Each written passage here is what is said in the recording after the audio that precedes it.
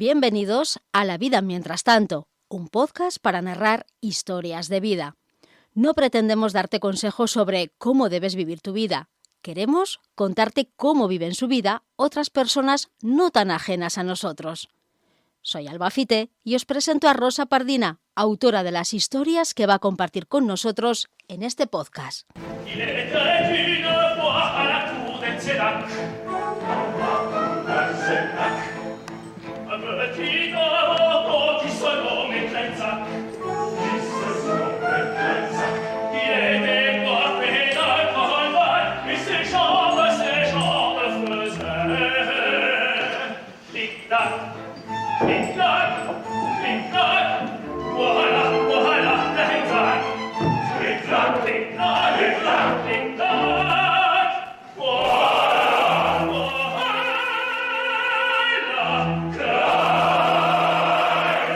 Muy buenos días, Rosa, y bienvenida. Buenos días, Alba. Buenos días a todos.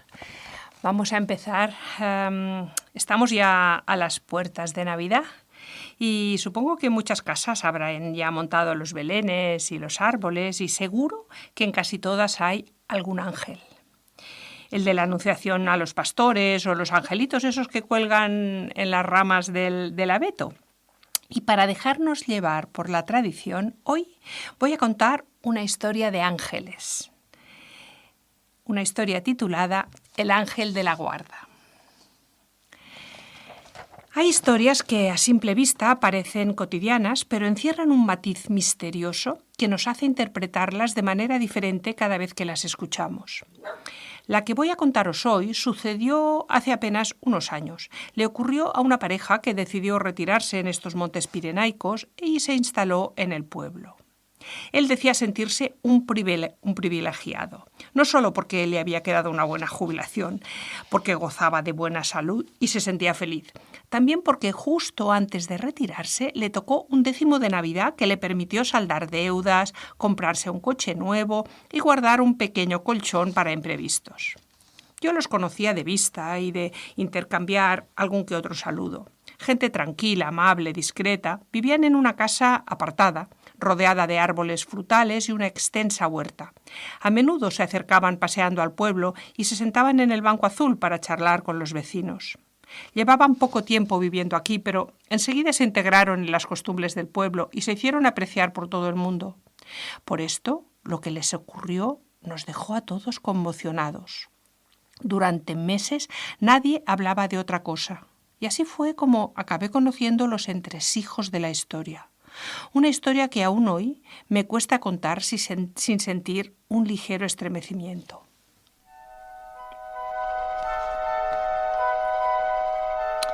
Al jubilarse, él repetía a quien quisiera oírlo que la suerte siempre lo había acompañado. Pero fue al mudarse al campo cuando empezó a convencerse de que su suerte iba más allá de la fortuna corriente de esa que viene y va. El primer aviso lo tuvo una tarde de tormenta. Un rayo cayó en el jardín, partiendo una carrasca centenaria que se desplomó con estrépito sobre la tierra. Hubiera podido caer sobre su tejado, pero por puro azar cayó hacia el otro lado, donde no había más que arbustos. Parecía mentira, viendo el enorme árbol derribado que no hubiera causado daño alguno. Había sido una gran suerte vistas las dimensiones de la enorme carrasca. Aquella noche, mientras observaban con una linterna los pocos destrozos causados por la caída, él pronunció por primera vez la palabra milagro. Su mujer se rió. «No me digas que ahora crees en milagros». Pero él movió la cabeza serio y respondió pensativo. «Bueno, no sé. Estos últimos años tengo la sensación de que la suerte está de nuestro lado o de que alguien nos protege», añadió. Desde entonces, cada pequeño accidente del que salía ileso, cada buena noticia, cada alegría se transformaron para él en señales. Y la definitiva, la que terminó de convencerlo, ocurrió una Nochebuena. Volvían de la ciudad después de hacer las últimas compras. Había llovido y el asfalto de la autovía estaba brillante como un espejo. Iban a una velocidad mayor de la permitida, adelantando a un camión cuando escucharon un ruido y el coche empezó a traquetear, como si circulara por encima de minúsculas piedrecitas. Enseguida levantó el pie del acelerador. El coche dio un bandazo, pero continuó extrañamente firme y él consiguió mantener el control, a pesar de contemplar con espanto que la goma de su rueda le adelantaba, rodando a toda prisa por la autovía para perderse en una curva. La velocidad se fue reduciendo metro a metro, mientras él, sin pisar el freno, iba dirigiendo el coche, que le obedecía dócilmente, hacia el carril derecho hasta detenerse, por fin, en el arcén. Todo ocurrió en unos segundos que a él le parecieron una eternidad.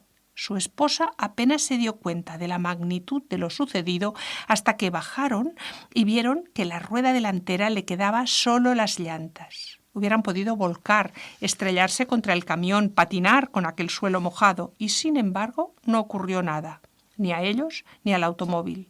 El coche había elegido obedecer al volante en lugar de salir descontrolado, dando trompos, y parar dócilmente cuando llegó al arcén. Tuvieron que esperar la grúa que los llevó a ellos a casa y al coche al taller del pueblo más cercano. Al fin, pudieron celebrar la Nochebuena con normalidad.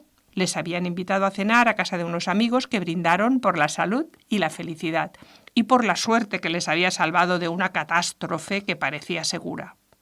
«Y por mi ángel de la guarda», añadió él. «¿Qué ángel ni qué niño muerto?», exclamó su mujer, que aún no se había recuperado del susto. «El que me cuida», respondió él con serenidad, «el que lleva toda la vida cuidándome».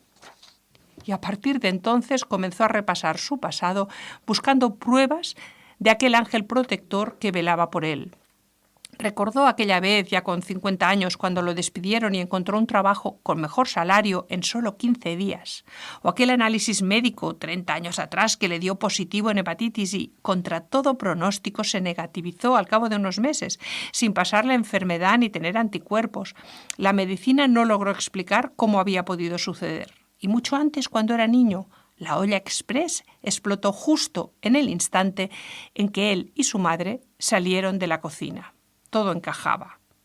Él lo contaba convencido, con la fe absoluta de quien ha visto las pruebas. No puede ser casualidad, decía. Es imposible tener tanta suerte. Su mujer lo escuchaba sin saber si reír o preocuparse. Al principio lo tomó por una manía inofensiva, pero con el tiempo empezó a notar que aquella idea se volvía más profunda, más rígida, sobre todo cuando empezó a comportarse como si de verdad estuviera a salvo de cualquier peligro. Se arriesgaba a caminar por sendas de excursionistas expertos, manejaba herramientas eléctricas sin cuidado, conducía por las carreteras del monte como si nada pudiera salir mal. «No seas imprudente», le decía ella. «Puedo serlo», contestaba él, «porque sé que no me va a pasar nada». A veces la hacía partícipe de sus teorías. «Quizás mi abuela, quien me protege, murió cuando yo era joven y siempre decía que jamás me abandonaría del todo». «Ja, o quizá es tu madre», respondía ella resignada. «O alguien más», añadía él, bajando la voz, «algo que me acompaña desde que nací, mi ángel de la guarda». Ella empezó a temer que estuviera perdiendo la razón. «Vas a ir al médico», le dijo un día. «Quiero que te hagan un chequeo completo». Él aceptó sin discutir, sabía que no le iban a encontrar nada. Y así fue. El informe médico resultó impecable, sin tumores ni síntomas de demencia, sin enfermedad alguna.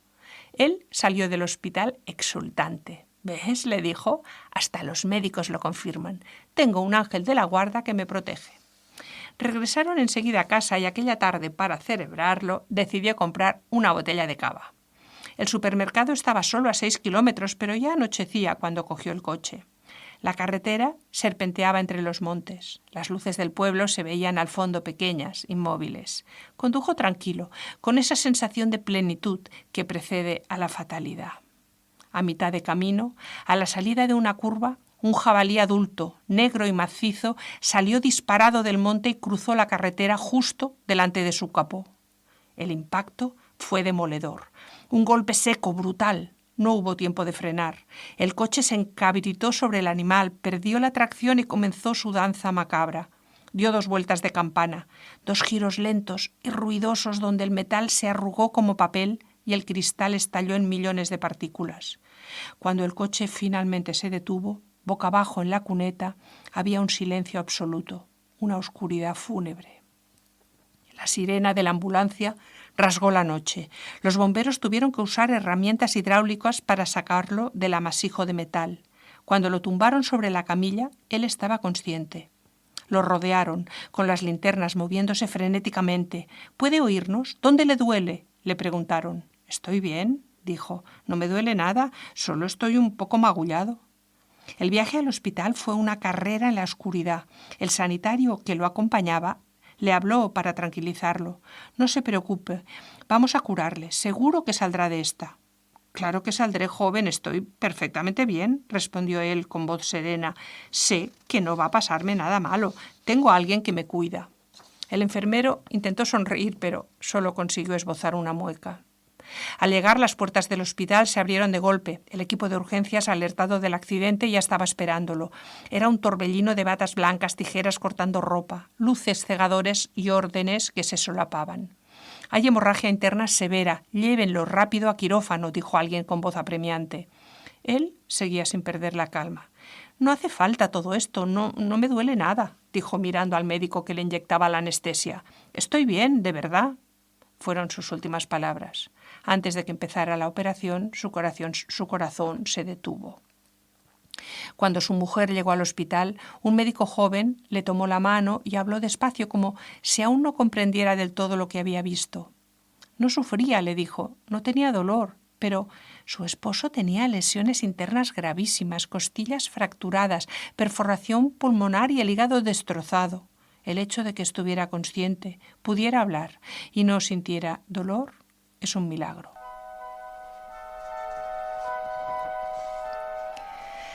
Dicen que el poder de la mente es insondable, que la fe no solo mueve montañas, sino que puede sostenernos más allá de la razón. Tan convencido estaba el hombre de su invulnerabilidad que, a pesar de las graves lesiones que sufrió, estuvo todo el tiempo consciente y no sintió dolor alguno. A veces, cuando paso por aquella curva, me parece ver todavía las huellas en el asfalto. Ahora, su esposa vive sola, cuida la huerta con la misma calma de antes, aunque en su mirada se adivina algo que no dice. Paso a menudo por delante de su casa cuando voy a dar un paseo con mi perrita y me acerco a saludarla. Una tarde la encontré recogiendo manzanas, se detuvo, me saludó y me invitó a tomar un té. «¿O prefieres una copita de cava?», me dijo. Sin duda alguna preferí el cava y ella secundó mi elección. Al poco rato estábamos las dos sentadas en su cocina brindando por su difunto marido. Me gusta honrar su memoria con una copita de cava. Me recuerda aquella noche. No fue culpa de esa botella que no llegó a comprar. Fue culpa de su ángel de la guarda, que se confió, como yo, por los buenos resultados del chequeo y decidió darse un descanso precisamente aquella noche. Debió de alejarse demasiado y, aunque quizá vio el peligro, no llegó a tiempo de apartar al jabalí. Lo único que pudo hacer el ángel es acompañarlo y aliviar su dolor hasta que su corazón dejó de latir. Cuando volví a casa pensé en lo maravilloso que sería creer que existe un ángel que se ocupa de ti a todas horas. Aunque ni con esa sería una garantía porque, por lo visto, hasta los ángeles se distraen.